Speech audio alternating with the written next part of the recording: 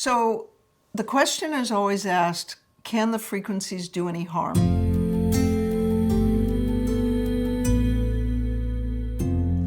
And initially what we found was that if a frequency was not correct, it just went right on through. It didn't do any harm.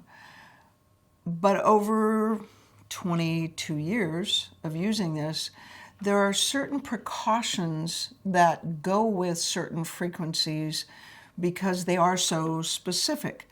So, for example, initially, we thought the frequency 81 hertz, which is on the list for secretions. So 81 hertz is the number, and then next to it on the list, it just says secretions.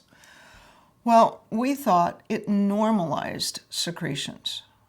So anytime you're treating a tissue, an organ, you want to normalize whatever that organ or tissue secretes. And so that's 1997, that's what we thought was correct.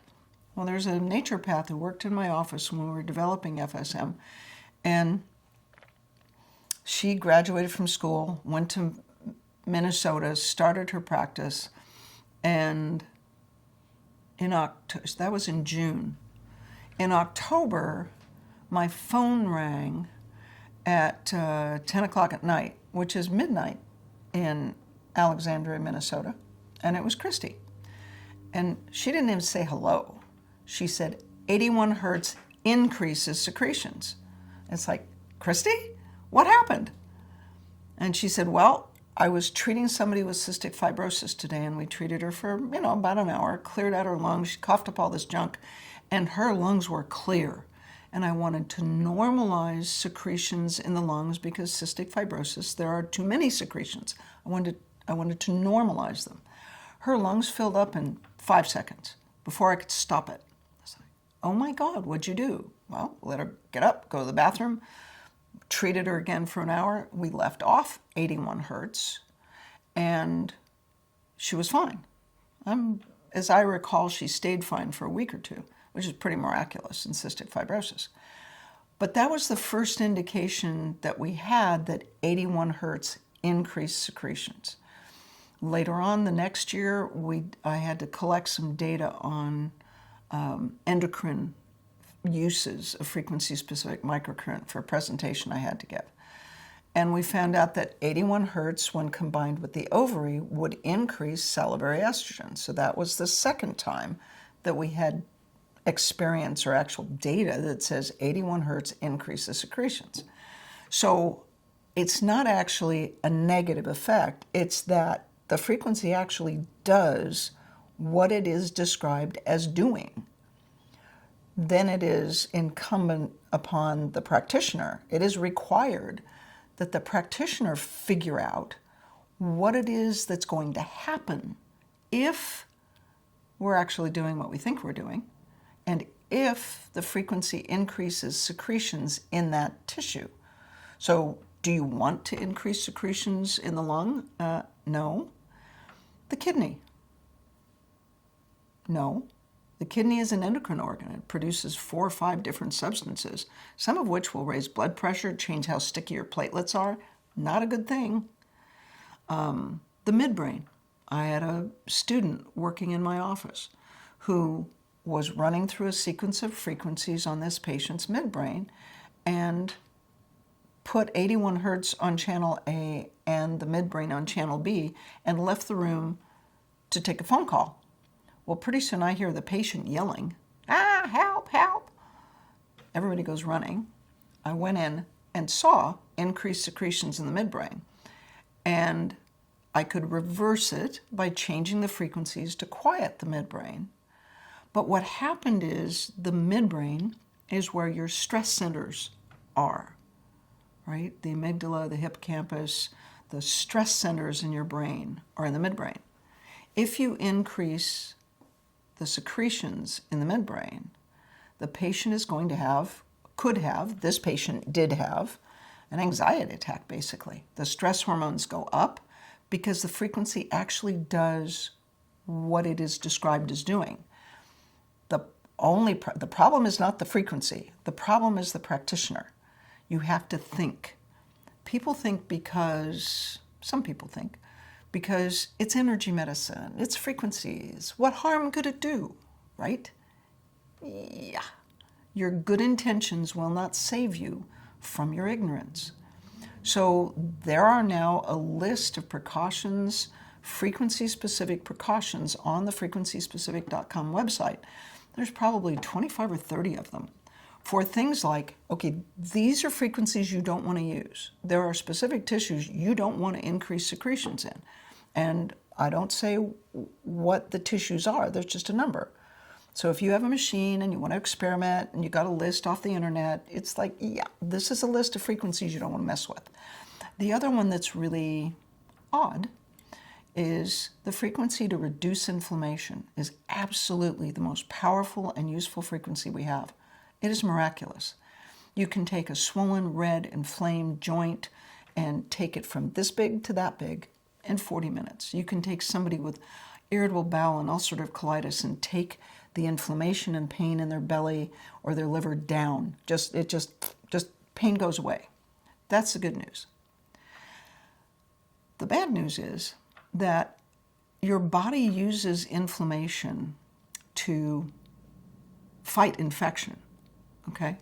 So the data we have in both animals, because we have a study in mice and in humans, is that the frequency 40 hertz takes inflammation down just like a stone. It's fast.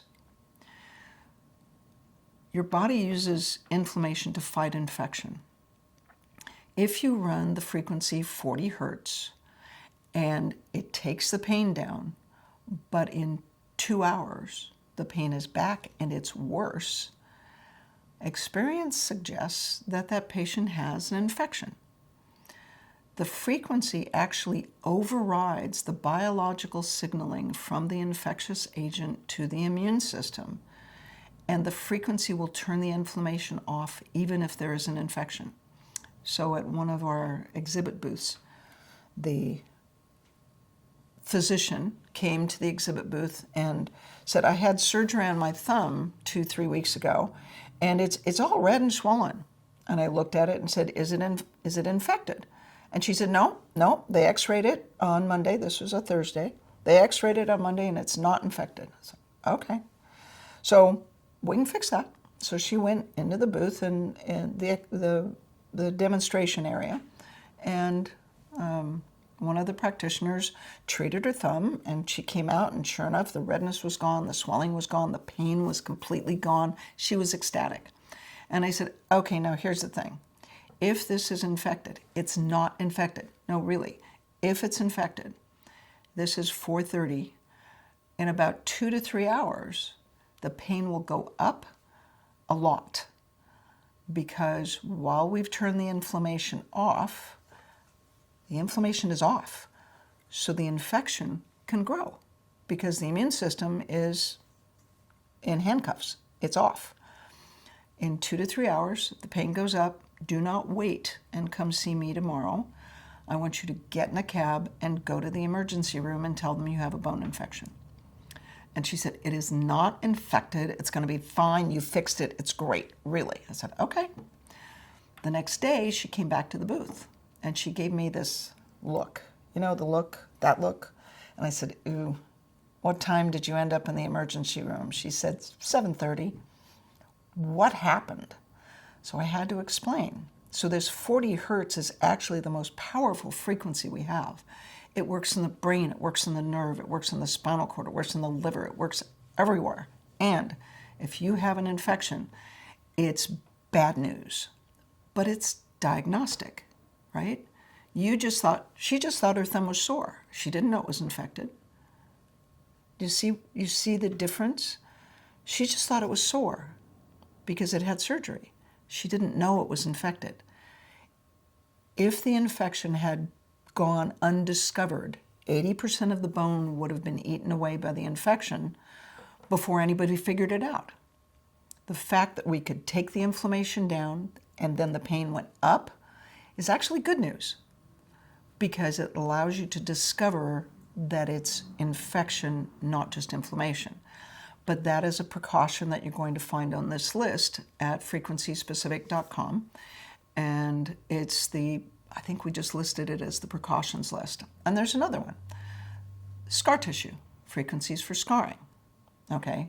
When you have scar tissue, it is really good to be able to get rid of it. It helps increase motion, helps things move better. Being able to take out scar tissue is awesome. However, the first time I did it, I used the frequencies on a patient who had had an auto accident 3 weeks before. She was doing so well that I just forgot her accident was 3 weeks previously. And I used the frequencies to remove scar tissue. That was on a Tuesday. She came back in on Thursday and she said, I don't know what you did Tuesday, but you did undid 2 weeks worth of work. What'd you do? I looked it up and I'd run the frequencies to remove scarring. So that was the beginning of our discovery that when you have a new injury any place on the body, you can't use the frequencies to remove scar tissue until that new injury is 6 weeks old. So let's say you sprained your ankle 2 weeks ago and you want us to work on your shoulder. Now the shoulder's chronic. You've had this shoulder thing for 5 years, and shoulders are easy to fix. But in order to fix your shoulder, I have to run the frequencies to dissolve scar tissue in your shoulder. The frequencies are going to take apart the scar tissue in your ankle too, and it'll put your ankle back by a week or two in its healing process. And that is because your body is a semiconductor, right? The water in your body forms a structure that makes your whole body pretty much like a silicon chip. So if I apply a frequency here, there's no place in your body that it isn't. So if I take the scar tissue apart in your shoulder, when you have a new injury in your ankle, it's going to mess up your ankle. So you wait till your ankle's 6 weeks old and then we can treat your chronic shoulder. It's easy. Practitioner had a cerebellar stroke, old stroke, 5 years old, all better, all recovered, but she wanted me to treat her cerebellum. So I treated the basics for the cerebellum, and when I got the frequency for reducing inflammation in the cerebellum, which is what you want to do when you're treating an old brain injury, it's the inflammation that's the problem. So I treated inflammation in the cerebellum, and in 30 seconds she said, oh, my tooth hurts. Turn the machine off. Do you have an infection in your tooth? Well, yeah, I have a little apical abscess right there. I said, do you have antibiotics upstairs? Yes. Go up and take them. So even though we were targeting the frequencies for the cerebellum, when you run the frequency to reduce inflammation, I didn't have the frequency anyplace near her jaw, right? But your body's a semiconductor, so the frequencies travel. So the frequencies, when they're used correctly, are like reproducible magic. But there's a reason after 20 years that this class is 4 days long. It's like learning a language in 4 days. There are things to do and things not to do. And in order to use it optimally, the frequencies always do what they are described as doing, but you have to learn how to think about how to put them together. That's 20 years worth of mileage. And there are frequencies you should avoid for very specific reasons in very specific patients.